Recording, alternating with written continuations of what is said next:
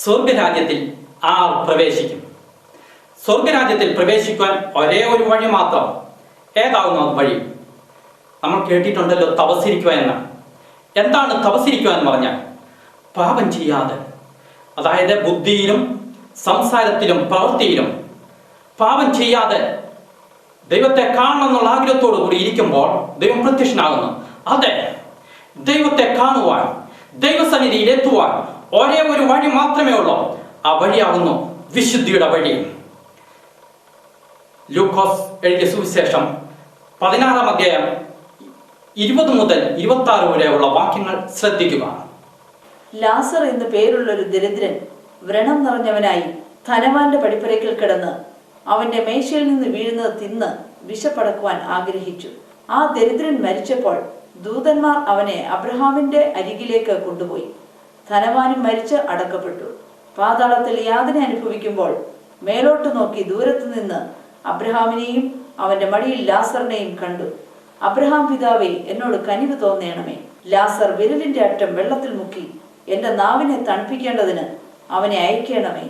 ഞാൻ ഈ ജ്വാലയിൽ കിടന്ന് വേദന അനുഭവിക്കുന്നു എന്ന് വിളിച്ചു പറഞ്ഞു. ലാസർ എന്നൊരു മനുഷ്യൻ, അവന് ജോലിയിലായിരുന്നു. അവന് സ്വന്തമായിട്ട് പുരയിടമോ വീടോ യാതൊന്നുമില്ലാതെ മറ്റുള്ളവരെ ആശ്രയിച്ച് കഴിയുന്ന ഒരു മനുഷ്യൻ. എന്നാൽ ധനവാനെ കുറിച്ച് ഒന്ന് ആഴത്തിലൊന്ന് ചിന്തിച്ചു നോക്കിക്കേ. ആ ധനവാൻ ഈ ദരിദ്രനായ മനുഷ്യനെ അവന്റെ പടിപ്പുരയ്ക്കൽ കിടക്കുവാൻ അനുവദിച്ചു. അവന്റെ മേശമേൽ നിന്നുള്ള അപ്പം കൊണ്ട് അവൻ ഉപജീവനം കഴിച്ചു. അതായത് ആ ധനവാൻ ലാസറിനോട് അനുകമ്പ തോന്നി, സഹിഷ്ണുത കാണിച്ചു. അവന്റെ പടിപ്പുരയ്ക്കൽ വെയിലും മഴയും കൊള്ളാതെ ഉറങ്ങുവാൻ അനുവദിച്ചു. ആ സ്ഥാനത്ത് നമ്മളായിരുന്നെങ്കിലോ? നമ്മൾ രാവിലെ പുറത്തോട്ടിറങ്ങുമ്പോൾ നമ്മുടെ ഗേറ്റിന്റെ അവിടെ ഒരു ഭിക്ഷക്കാരൻ നിൽക്കുന്നു, ഭിക്ഷ ചോദിക്കുന്നു. വൈകിട്ട് വരുമ്പോഴും ഈ ഭിക്ഷക്കാരൻ അവിടെ തന്നെ നിൽക്കുകയാണെങ്കിൽ നമ്മുടെ മനോഭാവം എന്തായിരിക്കും? എന്നാൽ വീണ്ടും അടുത്ത ദിവസവും നമ്മൾ രാവിലെ ഇറങ്ങി പോകുമ്പോൾ ആ മനുഷ്യൻ അവിടെ നിന്ന് കിടന്ന് എഴുന്നേറ്റ് വരികയാണെങ്കിൽ നമ്മുടെ അവനോടുള്ള ആ പ്രവർത്തനം എങ്ങനെ ആയിരിക്കും? എന്താണ് ആ ധനവാൻ ചെയ്ത തെറ്റ്? ഒന്ന്, ലൂക്കോസ് എഴുതിയ സുവിശേഷം 16-ാം അധ്യായത്തിൽ 28 മുതൽ 30 വരെയുള്ള വാക്യങ്ങൾ പറയുന്നു. ധനവാൻ തന്നെ അത് പറയുകയാണ്. എന്റെ 5 സഹോദരങ്ങൾ ഭൂമിയിലുണ്ട്, അവരും ഈ നരകയാതന സ്ഥലത്ത് വരാതിരിക്കുവാൻ ലാസറിനെ അങ്ങോട്ട് അയച്ച് അവരെ മാനസാന്തരപ്പെടുത്താമെന്ന്. അതായത് ധനവാൻ ഇവിടെ വരുവാനുള്ള പ്രധാന കാരണം അവൻ പാപത്തിൽ ജീവിച്ചു. അവൻ മാനസാന്തരപ്പെട്ടില്ല, അവൻ അനുതപിച്ചില്ല. അതെ, സ്വർഗരാജ്യത്തിലെത്തുവാനുള്ള ഏറ്റവും വലിയ തടസ്സം എന്താണെന്ന് ചോദിച്ചാൽ പാപം. ചെറുതായാലും വലുതായാലും പാപമാണ് സ്വർഗരാജ്യത്തിലെത്തുവാൻ ഏറ്റവും വലിയ തടസ്സം. നമ്മൾ ചിലപ്പോൾ പറഞ്ഞേക്കും, ഈ ചെറിയ കള്ളങ്ങൾ പറയുന്നതിൽ എന്തെങ്കിലും പ്രയാസമുണ്ടോ? ചില കാര്യങ്ങൾ സാധിക്കുന്നതിന് വേണ്ടി, ചില പ്രശ്നങ്ങളിൽ നിന്ന് രക്ഷപ്പെടുന്നതിന് വേണ്ടി ചെറിയ ചെറിയ കള്ളങ്ങൾ പറയുന്നു. ചിലപ്പോൾ നമ്മുടെ അഭിമാന ക്ഷതം ഉണ്ടാകുന്ന തോന്നുവാണെങ്കിൽ നമ്മൾ കള്ളം പറയുന്നു. ചില ആവശ്യങ്ങൾ നേടിയെടുക്കുന്നതിന് വേണ്ടി ചെറിയ കള്ളം പറയുന്നു. ചെറിയ ഉദാഹരണം പറയാം. നമ്മുടെ വീട്ടിൽ ഒരു പിരിവാർ വരുന്നു. ആ പിരിവാർ വരുമ്പോഴത്തേക്ക് മാതാവ് പറയുന്നു പിതാവ് കൂടെ ഇല്ല എന്ന ഒരു ചെറിയ കള്ളം, തൽക്കാലത്തെ ലാഭത്തിന് വേണ്ടി ഒരു ചെറിയ കള്ളം പറഞ്ഞു. എന്നാൽ അതിന്റെ ഭവിഷ്യത്ത്, അതിന്റെ അനന്തരഫലം എന്താണെന്ന് നമുക്കറിയാമോ? ഏതാനും ദിവസങ്ങൾ കഴിയുമ്പോൾ ഭാര്യ ഭർത്താക്കന്മാർ അഭിപ്രായ വ്യത്യാസം ഉണ്ടാകുമ്പോൾ ഭാര്യ പറയുന്ന ഭർത്താവ് പറയുന്ന വിശ്വസിക്കുകയില്ല. കാരണം എന്താണെന്നാൽ സ്നേഹത്തിൽ ഇരുന്നപ്പോൾ ഇവർ കള്ളം പറഞ്ഞിട്ടുണ്ട്, അന്യോന്യം അവർക്ക് വിശ്വാസമില്ലാതായി തീർന്നു. അതായത് ചെറിയൊരു അഭിപ്രായ വ്യത്യാസം എവിടെ ആയി മാറി? അത് വഴക്കായി മാറി, കലഹമായി മാറി, വിദ്വേഷമായി മാറി. എന്നാൽ സത്യം പറഞ്ഞാലോ? സത്യം പറയുകയാണെങ്കിൽ വിശ്വാസം, തമ്മിലുള്ള വിശ്വാസം വർദ്ധിക്കും. വിശ്വാസം വർദ്ധിക്കുമ്പോൾ സ്നേഹത്തിൽ നിന്നും ബഹുമാനം, അനുസരണം, സഹിഷ്ണുത, ആത്മാർത്ഥത അതെവിടെ ചെന്ന് അവസാനിക്കും? സമാധാനത്തിലും സന്തോഷത്തിലും അവസാനിക്കും. എന്നാൽ ഈ പറഞ്ഞതിന്റെ നേരെ വിപരീത ഫലങ്ങളാണ് കള്ളം പറയുമ്പോൾ ഉണ്ടാകുന്നത്. കള്ളം പറയുമ്പോഴത്തേക്ക് ആത്മാർത്ഥത കുറയും. പല ഫലങ്ങളുണ്ടാവും. ഇതിൽ ഒരെണ്ണം മാത്രം ഞാൻ പറയട്ടെ. ആത്മാർത്ഥത കുറയും.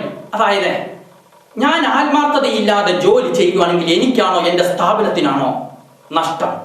അതായത് ഞാൻ കൃത്യനിഷ്ഠയോടുകൂടി ജോലി ചെയ്യുന്നില്ല, സമയത്തിന് ചെല്ലുന്നില്ല, കഠിനാധ്വാനം ചെയ്യുന്നില്ല, എനിക്കാണോ എന്റെ സ്ഥാപനത്തിനാണോ നഷ്ടം? പെട്ടെന്ന് തോന്നും എന്റെ സ്ഥാപനത്തിനാണ്, എന്നാൽ യഥാർത്ഥത്തിൽ നഷ്ടം എനിക്ക് തന്നെയാണ്. എന്റെ ഈ ആത്മാർത്ഥതയില്ലാത്ത സ്വഭാവം, എന്റെ ഈ കഠിനാധ്വാനം ഇല്ലാത്ത സ്വഭാവം ആർക്ക് ലഭിക്കും? എന്റെ മക്കൾക്ക് ലഭിക്കും. അതെ, എന്റെ മക്കളോട് പഠിക്കണ എന്ന് പറഞ്ഞാൽ അവൻ പഠിക്കുകയില്ല. എന്തുകൊണ്ടെന്നാൽ അവനെ കഠിനാധ്വാനം ചെയ്യാനുള്ള ആത്മാർത്ഥത അവനില്ല. അഥവാ അവൻ കഠിനാധ്വാനം ചെയ്ത് പഠിച്ച് മിടുക്കനായാൽ പോലും അവന് ആത്മാർത്ഥത കാണത്തില്ല, സ്നേഹം കാണത്തില്ല. കാരണം അവന്റെ മാതാപിതാക്കളിൽ നിന്ന് ലഭിച്ചിട്ടില്ല.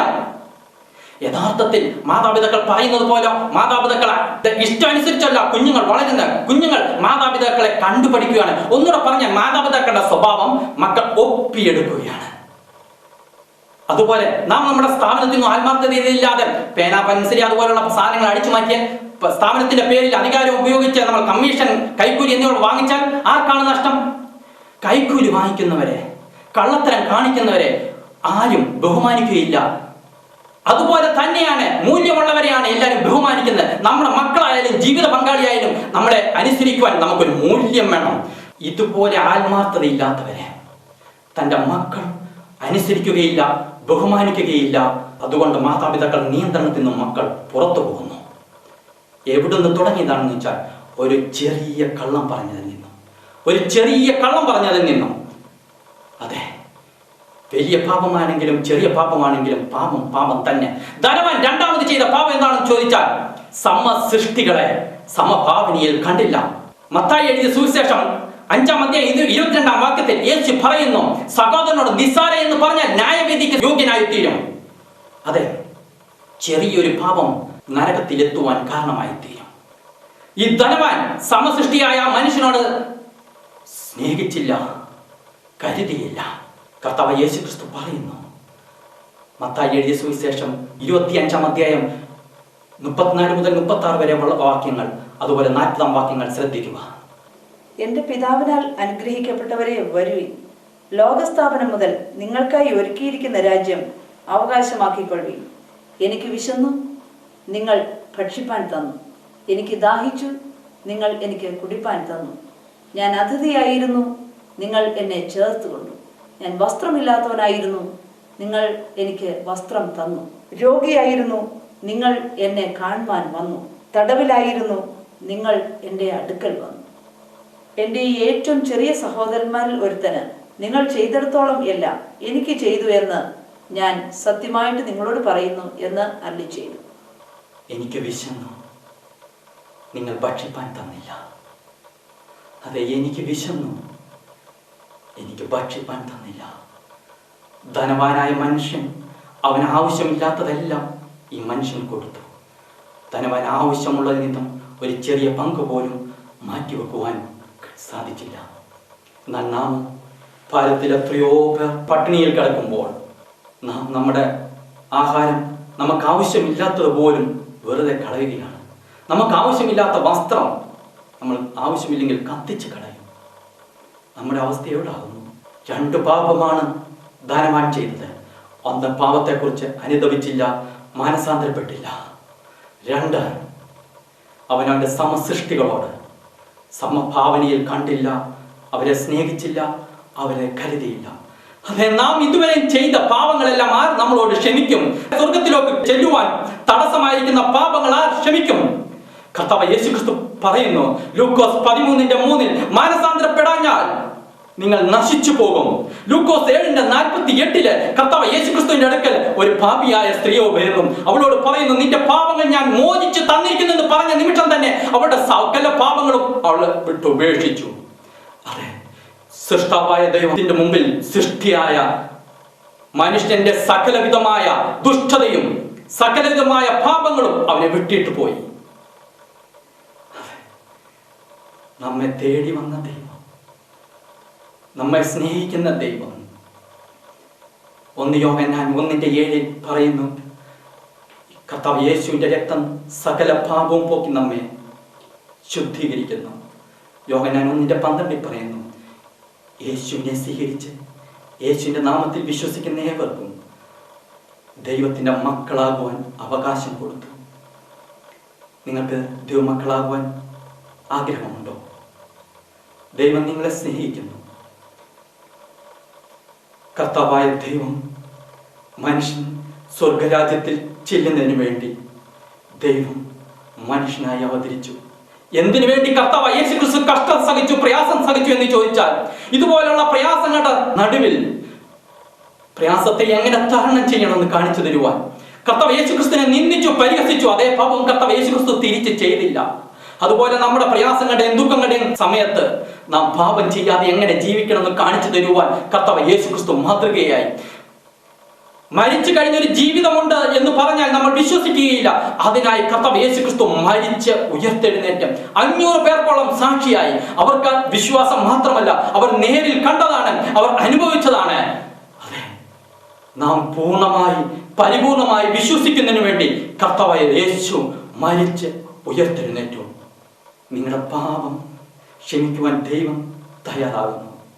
ഒരു വാക്ക് പറഞ്ഞാൽ മതി, കർത്താവായ ദൈവമേ എൻ്റെ പാപം എന്നോട് ക്ഷമിക്കണമെന്ന് പറയുന്ന നിമിഷം തന്നെ ദൈവം നമ്മുടെ പാപങ്ങൾ ക്ഷമിക്കുവാൻ തയ്യാറായി നിൽക്കുകയാണ്. നിങ്ങളതിന് ആഗ്രഹിക്കുന്നെങ്കിൽ എൻ്റെ പിന്നാലെ ഞാൻ ചൊല്ലുന്ന പ്രാർത്ഥന ഏറ്റു ചൊല്ലുക. കർത്താവായ ദൈവമേ, ഞാൻ അറിഞ്ഞുകൊണ്ട് അറിയാതെ എൻ്റെ ബുദ്ധിയിൽ, എൻ്റെ സംസാരത്തിൽ, എൻ്റെ പ്രവൃത്തിയിൽ പലവിധമായ പാപങ്ങൾ ചെയ്തു പോയിട്ടുണ്ട്. അവയെല്ലാം കർത്താവായ യേശുക്രിസ്തുവിൻ്റെ രക്തത്താൽ ശുദ്ധീകരിക്കണം. കർത്താവായ യേശുവേ, അങ്ങ് മരിച്ച് ക്രൂശിൽ കഷ്ടത സഹിച്ച് ഉയർത്തെഴുന്നേറ്റത് എൻ്റെ പാപത്തിന് വേണ്ടിയാണെന്ന് ഞാൻ പരിപൂർണമായി ഹൃദയത്തിൽ വിശ്വസിക്കുന്നു. ആമേൻ. ഈ പ്രാർത്ഥന പ്രാർത്ഥിച്ച നിമിഷം നിങ്ങൾ ദൈവത്തിന്റെ മക്കളായി തീർന്നിരിക്കുകയാണ്. മക്കളെങ്കിൽ അവകാശികളാണ്. നിങ്ങൾ ഇന്നു മുതൽ നിങ്ങളുടെ ആവശ്യങ്ങൾ ഒരു പിതാവിനോട് മക്കൾ ചോദിക്കുന്ന പോലെ നിങ്ങൾ ചോദിച്ചാട്ടെ. നിങ്ങളെ ഇന്നു മുതൽ വചനം വായിക്കുക, പ്രാർത്ഥിക്കുക. ദൈവം നിങ്ങളെ ആശ്വസിപ്പിക്കും. ദൈവം നിങ്ങളെ അനുഗ്രഹിക്കും, സമൃദ്ധിയായി അനുഗ്രഹിക്കും. ആമേൻ. നമുക്ക് ഒരുമിച്ച് പ്രാർത്ഥിക്കാം. സർവശക്തനായ കർത്താവായ ദൈവമേ, ഞങ്ങൾ ഒരുമനപ്പെട്ട് പ്രാർത്ഥിക്കുന്നു. ഇത് കാണുന്നവരുടെ ആവശ്യങ്ങൾ എത്രയാണെങ്കിലും കർത്താവായ ദൈവമേ, ഈ കാണുന്നവർ അങ്ങയുടെ മക്കളാകുന്നു. മക്കളെങ്കിൽ അവകാശികളാകുന്നു. അങ്ങയുടെ സകലത്തിന്റെ അവകാശികളാണ്. കർത്താവ് യേശുക്രിസ്തുവിന്റെ നാമത്തിൽ ഇവർ സൗഖ്യമാകട്ടെ. ഇവരുടെ എല്ലാവിധമായ രോഗങ്ങളും കർത്താവ് യേശുക്രിസ്തുവിന്റെ നാമത്തിൽ സൗഖ്യമാകട്ടെ. ശരീരത്തിലെ പല ഭാഗങ്ങളിലുള്ള വേദന, കൂടെ ഉണ്ടാകുന്ന വയറുവേദന, അതുപോലെ തലവേദന, കൂടെ ഉണ്ടാകുന്ന പനി, ചെവിവേദന, ശരീരത്തിൽ സഹിക്കാൻ വയ്യാത്ത പ്രയാസങ്ങൾ, ക്യാൻസർ, എൻസെഫലിറ്റിസ്, മെനഞ്ചിറ്റീസ്, മഞ്ഞപ്പിത്ത രോഗത്തിലാണ് ഉണ്ടാകുന്ന പ്രയാസങ്ങൾ, ശരീരത്തിന്റെ പല ഭാഗങ്ങളിലുള്ള മുഴകൾ, സകല രോഗങ്ങളും, മനസ്സിനുണ്ടാകുന്ന തീക്ഷ്ണമായ വേദനകൾ, മറ്റുള്ളവരിൽ നിന്നുണ്ടാകുന്ന മുറിവേൽക്കുന്ന വേദനകളും പ്രയാസങ്ങളും സകലതും കർത്താവ് യേശുക്രിസ്തുവിന്റെ നാമത്തിൽ ഇവർക്ക് വിടുതലുണ്ടാകട്ടെ. കർത്താവ് യേശുക്രിസ്തുവിന്റെ നാമത്തിൽ സൗഖ്യം പ്രാപിക്കട്ടെ. കർത്താവ് യേശുക്രിസ്തുവിന്റെ നാമത്തിൽ പൂർണ്ണ സൗഖ്യം പ്രാപിക്കട്ടെ. കർത്താവ് ഇപ്പോൾ തന്നെ തൊട്ട് സൗഖ്യമാക്കിയതിനായി സ്തോത്രം. അങ്ങയുടെ മക്കളെ, ഞങ്ങളെ അവിടുന്ന് ആശ്വസിപ്പിച്ചതിനായി സ്തോത്രം. സകല മാനവും മഹത്വം അങ്ങേക്ക് മാത്രമല്ല, യേശുക്രിസ്തുവിന്റെ നാമത്തിൽ തന്നെ. ആമേൻ.